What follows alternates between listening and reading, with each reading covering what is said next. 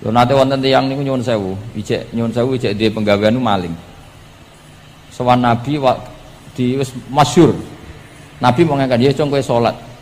Ada sahabat yang nyuwun sewu rontok usul ning Nabi. Ya Rasulullah, dia punya penyakit sering maling. Kenapa ndak kamu larang supaya tidak maling? Nabi jawab ngeten. Sayanhahu ma yaqul. Nah dekne kok salate wis bener ditampa pangeran kok mari-mari di.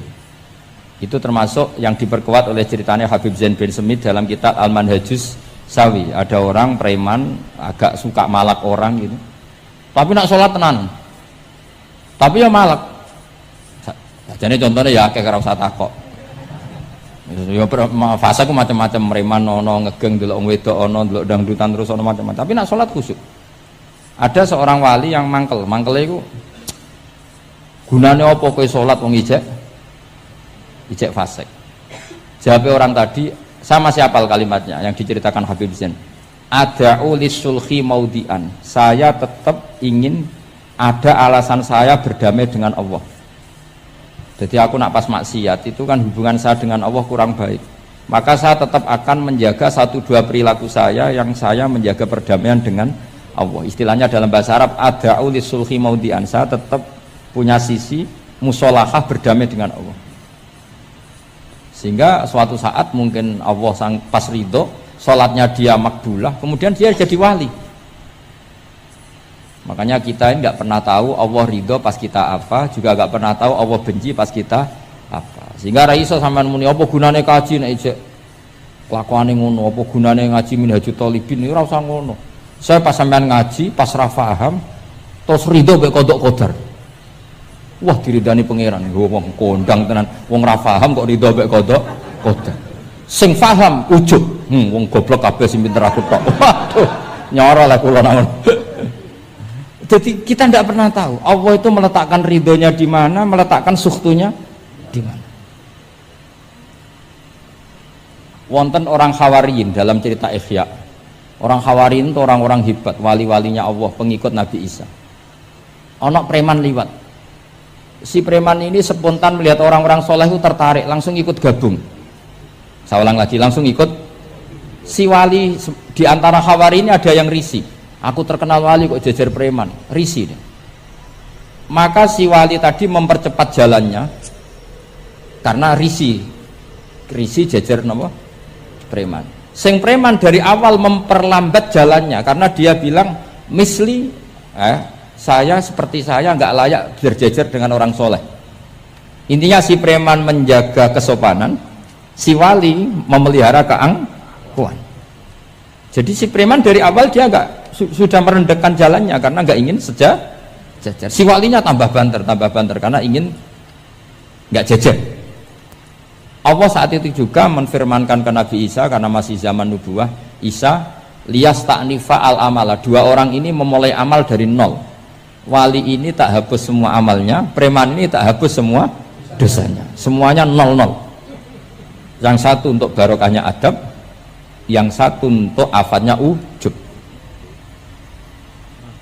Jadi mulane dadi kiai koyo kula yo repot, nak ketemu fase kok repot. Ape kancanan kok diamuk sampean rontok garis keras ngene iki. Gus kok kancanan wong fasik. Ape ra kancanan kok nang ujug. Mulane kula ora jelas ya perkara niku mboten tak dudono. Kenapa Gus Bak sikape ra jelas? Ya bawaane wong alim ora jelas, bocah kok kandhane angel. Dadi bawaane wong alim ora jelas. Tapi ora jelas e wau karena ape kancanan wong fasik engko kancanan wong fasik kok dadi syariat ya ndak mungkin. Sok suci ya ora makanya didawakan Allah laisa laka minal amri syai'un au yatuba alaihim au ya'dzib. Jadi wong fasik potensine di sepuro pangeran tapi ya potensi disiksa pangeran. Nah ndelok potensi di sepuro kita oleh ngancani, nah ndelok potensi disiksa kita ora oleh. Masalahnya kita ndak tahu. Nggih, masalahnya kita ndak tahu. Delok tengene cerita-cerita wali. Wong sowan Sunan Bonang iku nggawa gula salam templek ra mesti dadi wali. Kali Jogo sing kenale lewat begal dadi wali. Kali Jogo kenal Sunan Bonang pertama iku mergo napa? Begal. Kenalane wae lewat begal. Tapi malah dadi wali. Suraka kenal Nabi ku perkara ape bacok. Mergo dekne ku ana sayembara sing iso nyekel Muhammad, ya tentu dijangkar wong sing ngomong wong kafir, sing iso nyekel Muhammad. Mulane dadi kiai ku bingung. Nak nyeritakno tarikh kok nyebut Rasulullah kan gak mungkin wong kafir kok kayak sayembara sing nyekel Rasulullah sallallahu alaihi wasallam dikei hadiah. Ya mosok wong kafir kok sayembarane muni apa? Sing nyekel Rasulullah sallallahu alaihi wasallam tak kei hadiah. Sing bacok Muhammad Rasulullah sallallahu alaihi wasallam tak kei hadiah kan mboten mungkin wong kafir kok muni ngono. Sing kiai sing bingung sing nyeritakno kiai apa muni? Sing nyekel Muhammad tak kei dhuwit. Muni Muhammad kan kadung ra kulino wong. Cara sampean dadi kiai ya milih ndi? Nyeritakno omongane wong kafir. Milih. Mulane kula kadang kiai ora di pilihan bahasa. Mergo mulane Imam Suyuti sopan-sopane wong, tapi namune Iqra ya Muhammad. Mergo iku satu-satunya kesempatan jangkar Kanjeng Nabi. Kan sing dawuh Allah Iqra. Lah mesti Iqra ya Muhammad. Mergo Allah sing dawuh ning Kanjeng. Tapi nak kita ning Kanjeng Nabi kan gak mungkin muni ya Muhammad. Sekamane ana sayembara. Sapa sing iso nyekel Muhammad tak kei unta 100. Suraka tertarik ikut.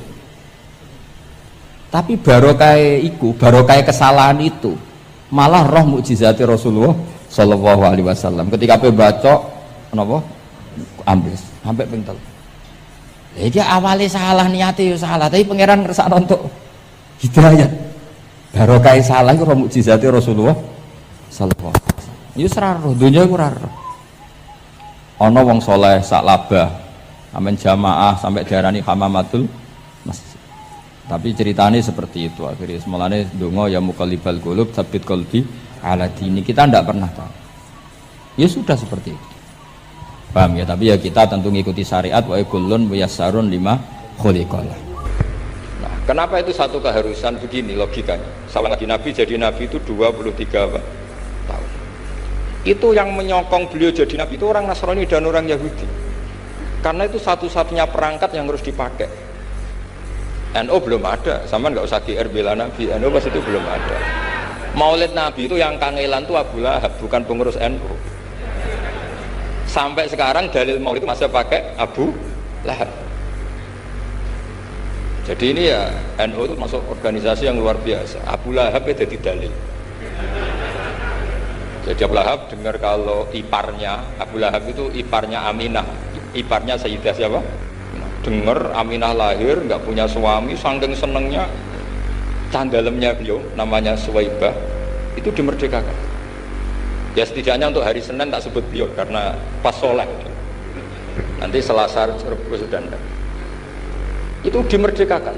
Saya yang kiai kecil saja nggak bayangkan kalau pagi-pagi tidak punya anak dalam bikin kopi siapa, yang mencucikan siapa, yang nyapu rumah siapa. Tapi Abu Lahab saking senengnya punya ponakan itu dikasihkan, sudah Suwaibah kamu pakai saja, sudah melayani kamu, ngurusin kamu. Jadi saya bayangkan hari itu Abu Lahab itu mungkin bikin kopi sendiri, nyapu sendiri demi nah itu sama Allah dikenang sehingga yukhaffafu anul adzabu yaumal isnan. Itu masyhur, idza kana hadza kafiron ja'a dhammuhu bi tabbat yadahu fil jahimi mukhallada an ata annahu fi yaumil isnaini daiman yukhaffafu anhu lisururi bi ahmada famadnu bil abdilladzi kana umruhu bi ahmada masruran wa mata muwahhida. Ini Abu Lahab yang kafir hormat Maulidur Rasul saja dapat takhfiful adab, apalagi yang mukmin. Jadi itu satu-satunya dalil maulid, itu dalilnya Abu Lahab. Ya makanya terus kita itu dibully sama kelompok sebelah, dalil kok Abu Lahab gitu. Tapi saya pastikan awal Islam itu yang menjadi perangkat nubuwah itu hanya Yahudi dan Nasrani. Karena yang lainnya nggak tahu Nabi itu apa. Saya beri sedikit cerita. Nabi itu umur anggap saja kita ikut kaul yang 12 tahun saja. Sebetulnya ada beberapa perdebatan, ada yang bilang 9, ada yang bilang 12. Tapi yang debat tidak usah didengerin, sama-sama nggak tahu kok ngotot. Kadang orang debat ya lucu, sama-sama nggak tahu kok ngotot. Anggap saja 12. Nabi datang ke Syam. Syam itu ya sekitar Syria, Lebanon, Palestina itu Syam. Itu pertama yang tahu kalau beliau Nabi itu ya rohib. Rohib itu terjemahnya ya pendeta. Rohib, Bukhairah nemuin Abu Thalib, itu siapa? Ini anak saya. Terus ditanya lagi, ini siapa? Ini anak saya. Sampai 3 kali. Terus sampai Abu Thalib itu agak tersinggung. Memangnya masalahnya apa kalau dia anak saya? Terus Ibu Bukhairah bilang gini, semua alamat Nabi pada anak ini itu ada semua, kecuali kecelakaannya satu, anak kamu. Loh, memangnya masalahnya apa? Karena alamat Nabi di Taurat dan Injil itu yatim, sementara ini punya bapak kamu, ini masalah. Jadi dilihat matanya sudah memenuhi kriteria, semua memenuhi kriteria kecuali satu, karena punya bapak Abu. Akhirnya Abu Thalib ngaku, ndak, ini tidak anak saya, ponakan saya. Akhirnya diketahui kalau ini benar-benar calon Nabi. Pertama yang tahu siapa? Pendeta. Karena yang punya khazanah kitab samawi itu ya para orang Nasrani dan Yahudi. Sehingga Al-Quran meskipun pada akhirnya ngeritik Yahudi Nasrani itu, tapi nggak bicarakan Yahudi Nasrani. Karena satu-satunya yang masih punya kitab samawi itu Yahudi dan Nasrani, meskipun sebagiannya sudah dirubah-rubah. Alamat pertama itu seperti yang diceritakan di Barjanji Afi, ainaihi humrotun, matanya dilihat. Terus kelakuan pohon, saya pernah di pohon itu, pohon nubuah, itu umurnya ribuan tahun. Itu kalau Nabi duduk misalnya di arah barat, matahari dari barat, normalnya kan kena kesetrum matahari, itu yang rubah itu dahannya. Jadi Nabi itu orangnya lugu, duduk aja nggak mau mikir. Memang syaratnya Nabi itu nggak boleh mikir, harus ummi itu lugu. Nggak boleh Nabi mikir besok makan apa, terus menjabat apa, itu nggak boleh. Itu udah Nabi, itu maklar itu. Nabi itu nggak boleh mikir. Makanya Quran nyifati Nabi itu makun tata drimal kitab walal iman. Kami itu tidak tahu kitab itu apa, iman itu apa. Jika Nabi itu nggak bisa, jumpa pers nggak bisa. Nabi kok memaklumatkan wasata di mana, nggak bisa. Nabi itu justru bagus keliru pertama jadi Nabi. Nabi pertama ketemu Jibril itu dikira malaikat maut, dia lari ketakutan. Zamiluni Khadijah, saya ini takut, itu tadi ada malaikat maut, saya takut. Sama Khadijah dikemulin. Jadi Nabi itu nggak tahu kalau itu malaikat siapa? Jibril. Jibril nggak bisa dia kenalan nggak di seminar. Ini malaikat Jibril pernah kuliah di sini, nggak bisa seperti itu.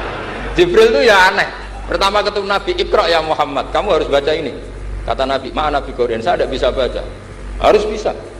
Dipaksa sampai 3 kali, Nabi tetap jawab, saya tidak bisa baca. Terus kata Nabi kenangnya, Faghotoni, saya didekap, kamu harus bisa baca. Setelah baca dilepas, Nabi lari, pulang. Pulang terus bilang ke istrinya, Zamiluni. Ini secara nahwu agak aneh, karena mukhotobahnya perempuan satu, harusnya Zamilini. Kalau untuk perempuan harusnya idribi ya, unsuri itu. Tapi karena Khadijah dihitung ahl itu keluarga, maka Nabi pakai khitab apa? Mudzakkar jamak Zamiluni.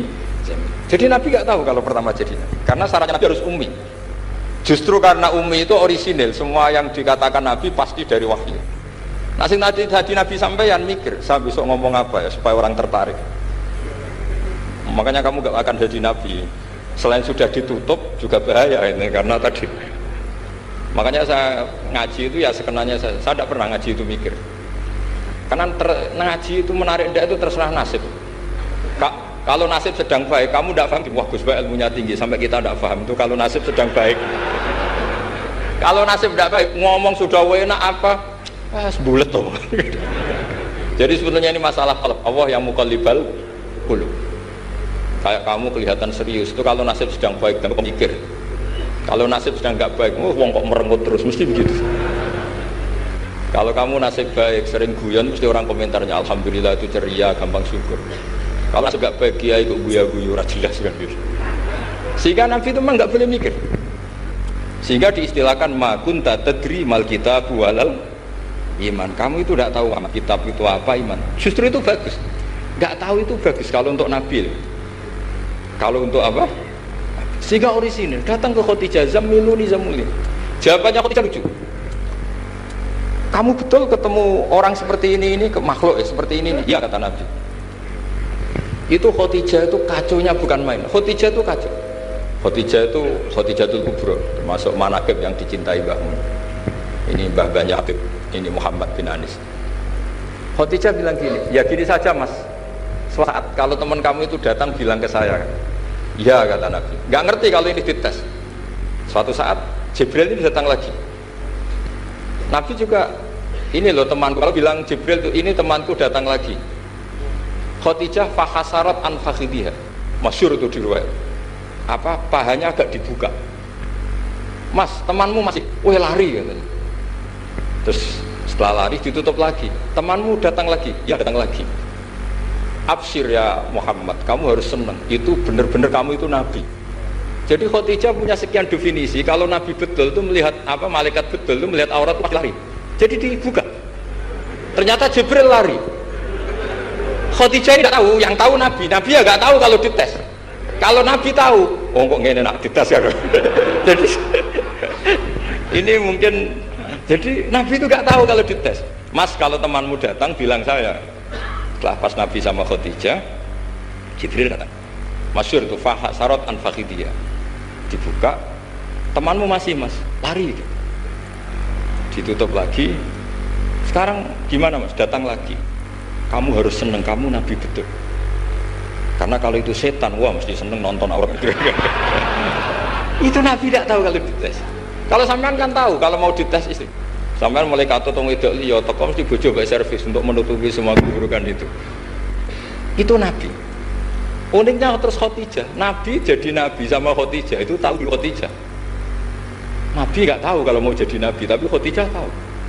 Sehingga ketika umur 25 tahun Nabi sebagai pedagang, Khadijah itu ngirim mata-mata namanya Maisarah. Maisarah itu nama lelaki. Saya tambahin lagi, Maisarah nama lelaki. Nanti kalau kamu artikan nama perempuan, oh berarti Nabi kemana-mana punya perempuan. Enggak, Maisarah itu nama lelaki. Maisarah dikirim Khadijah. Terus gimana Muhammad di perjalanan? Tudhilluhul ghamamah tuti'uhus sahai, kemana-mana dipayungi oleh mega, oleh awan. Sekian informasi ke Rasul ke Khadijah itu dimasukkan semua ke Khadijah. Mulane masyhur teng Twitter niku masyhur. Dan ini bisa dikonfirmasi tapi masyhur. Cerita ini saya tidak bilang sahih tapi masyhur. Sayyid Muhammad itu pernah mukasafah di makam Rasulullah. Ketika ada satu kelompok saf awal, Sayyid Muhammad tanya, "Man hum ya Rasulullah?" Qal hum ashabi. Saf kedua masih hum ashabi. Tapi wa mi warahi aswidatun azimah, ada kelompok yang lebih besar, banyak sekali. Terus Sayyid Muhammad tanya, "Man hum ya Rasulullah?" Qal hum al-Indonesian. Itu orang-orang Indonesia mencintai saya. Ketika beliau sadar, sampai beliau bilang saya mencintai Indonesia. Ternyata apa? Maulid di Indonesia itu yang bertato saja muludan. Itu tidak ada di negara lain. Sing ora salat pun muludan. Berarti belum ada orang mencintai Nabi kayak orang apa? Indonesia. Sampai kiai pertama yang terima cerita itu bareng ngecek, waduh, sing tatonan ae muludan. Ya kita tidak pernah tahu cara mereka mencintai Nabi. Tapi saya pastikan di kitab-kitab itu ada riwayat Nuaiman itu pemabuk. Tapi dia ini mau mabuk yang terminal, mabuk ngarepe Nabi. Ya ditakzir be Nabi. Nah itu kita tidak pernah tahu. Kowe kan gak ditakdir ngono lho, kowe aja mikir awam dhewe, kowe ora ditakdir dadi wong iku. Lah makanya ya soal munafik ning zaman Nabi iku munafik bodoni wong sing jelas bener. Sementara wong sing bodoni kita iku bodoni wong sing ora jelas. Misalnya kita jadi kiai untuk duit proposal, untuk duit salam template, kan ya ora jelas niate sing ngekek iku piye. Lah terus kowe dibodoni wong, ya anggap ae khusyukmu ya kadang bodoni wong, solem ya sing. Mulane Ki Hamid Pasuruan tau nangis ngendikan ngeten. Sowan teng Mbah Khalil niku pengasuh Pondok Sidogiri. Itu walhasil Pak Hamid itu sowan Mbah Khalil, kula niku soleh-soleh kula piyambak kok ujug-ujug dadi pangeran. Jadi kamane kan Pak Hamid itu orangnya soleh, khusyuk. Beliau soleh, alim, istiqomah jamaah, istiqomah sholat qobliyah badiah. Tapi setelah terkenal khusyuk karena ya orang sowan, terus ngasih uang, ngasih macam-macam. Beliau sebagai orang ulama betul, ulama benar itu kan kecewa. Kecewanya kok khusyukku jadi duit. Karena Mbah Hamid raruhin, cara kita orang nggak benar kan, wah ini bagus lah kan gitu. Tapi beliau itu nangis sowan Mbah Khalil. Mbah Khalil itu masih mbah-mbahnya istri saya. Mbah Hamid itu ya mbah saya karena misanane mbah saya. Nggak, saya cerita ini supaya sampean tahu bahwa saya pantas dapat cerita ini. Karena Ki Hamid itu misanannya mbah saya, kan orang Lasem. Dalah sing disewani itu mbah-mbahnya istri saya, Mbah Khalil. Jawab ya iku urusanmu jan. Jawab Mbah Khalil iku urusanmu. Makanya ndak ada ulama kecuali dua sikap sinis sama umat supaya njagani ndak semua kesolehan itu gak dadi duwe. Makanya kayak seperti saya roh Mbah Dimyati Pandeglang itu ndak kaget, ndak mau nemuin tamu, beliau hanya sholat jamaah ketemu tamu mau liwat tok. Banyak ulama yang sinis itu jangan kira sinis malah mbok dalili fal yukrim dhaifahu ilmumu sik amatir. Karena beliau tahu kalau saya terlalu ramah, terlalu terbuka, jangan-jangan semua khusyuk saya dikonversi jadi uang, jadi kehormatan. Padahal saya khusyuk udah untuk ini, makanya ada ulama model Bahtim yang tertutup. Nah, malah nak teng Bangilan jenenge Misbah, nak ana tamu jek ning lawang takok, "Ana apa kok rene?" Nyuwun barokah jenengan, wis tak barokahi nak gak ganggu aku, mulai. Jajal. Iya, jajal. Tapi ada ulama juga yang hormat sama tamu. Kata guru kula Mbah Mun hormat tamu, Ki Arwani hormat tamu. Karena perintah Nabi fal yukrim dhaifahu. Tapi yang ndak hormat tamu ya banyak. Ya sampean tinggal ngikuti mana. Lah nek koyo kowe ora perlu anut, niatan uta ora ana tamune lah. Oh malah penak kowe sampean penak. Niatan uta ora ana napa? Ora ana tamu. Jadi ulama itu banyak, Anda boleh milih, kefiahnya boleh milih. Tapi sing jelas khusyuk nak ditenani tetap dadi dhuwit. Wong terkenal alim sing sowan akeh, terkenal wali sing sowan akeh, ku nak nganti mbok nikmati ku dadi donya. Saleh dadi napa? Donya. Lah nek kula kan khusyuk semua. Kula nu misoi ruhin mbek ndongakno. Cara pangeran apik misoi, perkara nak misoi terus ruhin rapati seneng, tapi tak misoi terus ya seneng aku wae, Gus. Wah, cah jablek tenan. Oh, cak kok eleke woru. Oh, zaman kula kos teng kota gedhe ngger sore baturi kula tak usir. "Fen mulai sakake bojo, mun mboten arep-arep kula Gusti." Ya wis teng kriteng cak elek diusir-usir cek teko. Dadi iku sirine kenapa banyak ulama tertutup. Jadi ulama tertutup ya duwe alasan, kok kuwatir semua kesalehannya nanti terkonversi jadi wah, banyak juga ulama yang senang tamu, senang umat piye iki titipane Kanjeng Nabi dihormati. Ya fakulun ala hakin semuanya benar. Kamu tinggal milih yang mana. Cuma saran saya ke milih ndi wae kan wis ra ono tamu. Dadi ke wis bener. Perkara nek salehmu aman ra dadi duwe alhamdulillah. Tapi kadang dadi hasud, lha iku musibah. Dadi wis ra dadi duwe dadi hasud, lah yang sekere kok hasud barang terus.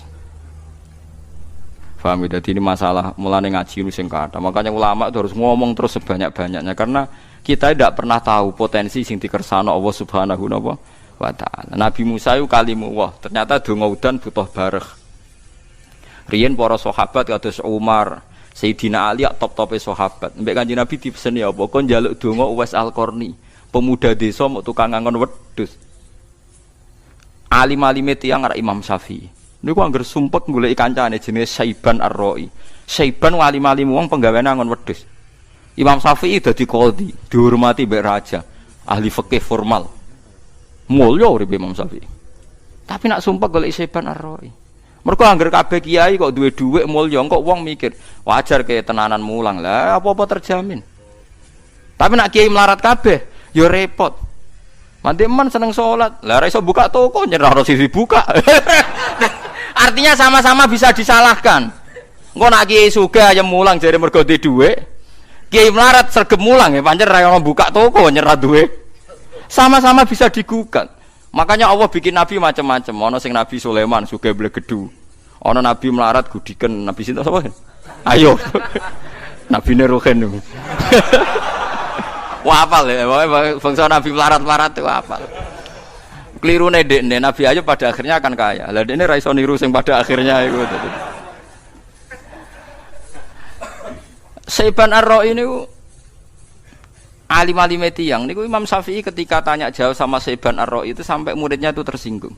Saya baca ini di Ihya di beberapa kitab dan di Taqwiyah ketika saya ikut majelis muashalah Said Umar Hafid di Langitan. Itu beliau ketika cerita ini. Tapi cerita ini masyhur, bainal ulama memang masyhur. Itu Saiban Ar-Ra'i ditanya. Sampai muridnya Imam Syafi'i tersinggung, misluka tasalu hadzal badi. Alime jenengan kok takok wong bedu? Bedui. Mergo mengene angon wedhus, ya wong kumuh. Bareng muridé ngerti dialek Imam Syafi'i, ditakoki Imam Syafi'i, cara kowe wedhus wajib zakat ta ora? Padahal wedhuse mung 7 ya. Ala madzhabika am ala madzhabi. Cara madzhabmu ta madzhabku? Ala madzhabika. Nek cara madzhabku ya wajib. Aku diri wedhus sithik tak zakati, akeh tak zakati. Mergo donya mesti ana subhate. Apa ana subhat ngenteni nak akeh? Iku madzhab fikih amatir. Lho ada zakat ngenteni wedhus 40 apa nak 5 gak subhat. Dagang ada zakate ngenteni nak nisab apa nak sithik gak subhat. Donyane ruhin lho sithik lah gak subhate. Padha nak jenenge donya. Lho kita kan lucu kan. Zakat ngenteni sak nisab. Lho apa nak sak nisab gak ono subhate. Paham sih kalau maksudnya. Akhirnya murid Imam Syafi'i mulai, wih, wong kok pinter iki mulai meriang. Ditake alamat dzabika alamat dzabi. Ya nak alamat dzabi semua dunia cek akeh sithik wajib zakat. Nak alamat dzabika yang ngenteni sak nisab.